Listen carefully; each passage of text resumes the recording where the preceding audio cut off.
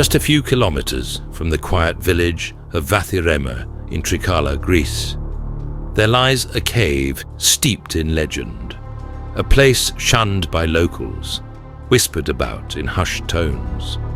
They say it is a cursed place, unholy, and for centuries, stories about it have rippled through the region like faint echoes from the past.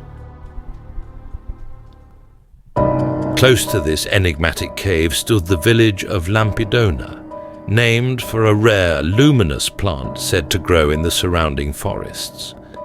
The villagers, superstitious but also deeply connected to the natural world, claimed they could harvest these glowing leaves, known as lampidones, to light their way through the darkest nights. And it was this very plant that played a central role in their most peculiar custom, the New Year's Eve ritual. On the last day of each year, as the final rays of sunlight vanished behind the hills, the villagers would choose one among them, though no one remembers how this person was selected. This chosen figure became the embodiment of the old year, cloaked in a tattered black mantle and burdened with a weathered sack filled with clothes for the new year. Seated atop a donkey draped in a worn funereal embroidery, the chosen one would begin their journey to the cave. Alone, they would disappear into the cave's depths, a vast labyrinth of shifting corridors and echoing voids. There, they would wait for the rest of the village to come searching for them. As night fell, the villagers gathered at the cave's entrance, carrying fresh lampidones to light their way. They marched as a procession, a solemn parade lit by the eerie, flickering glow of the leaves. Meanwhile, the fire they built outside, an enormous bonfire meant to hold back the cold and the darkness, crackled and roared behind them.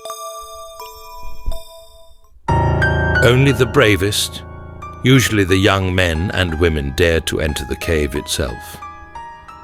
Inside, the air grew heavy, damp, and suffocating. The labyrinth was treacherous, its passages said to shift like a living thing, opening and closing at will, making each year's journey different from the last.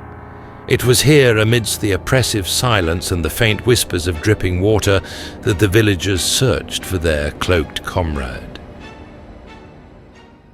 The chosen one, in the meantime, was no longer the old year. Stripping off their dark, tattered clothing, they donned the garments they had carried in their sack.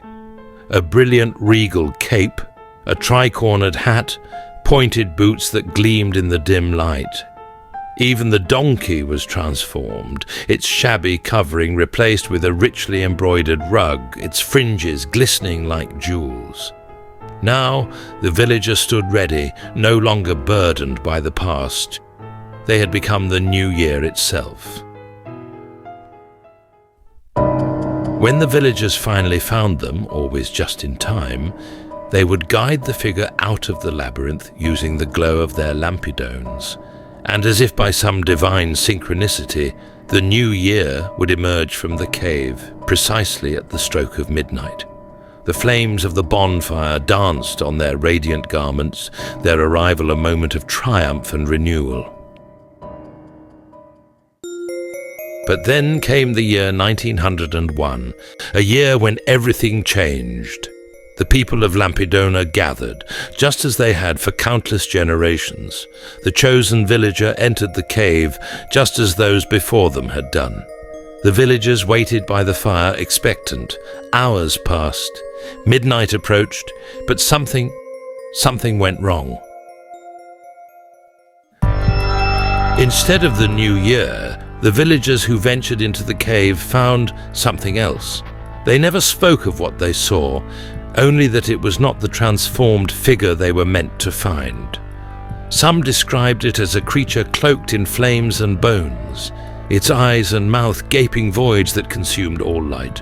Others claimed it wasn't a creature at all, but the cave itself, alive, angry, and ancient. By dawn, Lampidona was gone.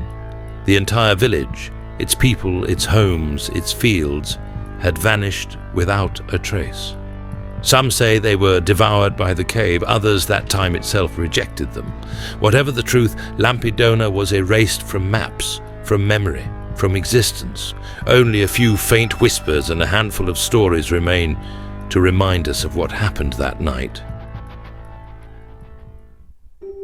Even today, a solitary, half-mad wanderer roams the towns and villages of Trikala, singing an eerie song about that fateful night in 1901. According to his verses, the villagers didn't find the new year. They found something else. And without the new year, without that symbolic renewal, their world simply stopped, stuck forever outside of time. Now the cave waits, for what no one knows. Perhaps for another villager brave or foolish enough to enter, perhaps for us. Whatever the truth, the story of Lampidona lingers. A warning, a mystery, a reminder that some doors, no matter how tempting, are best left closed.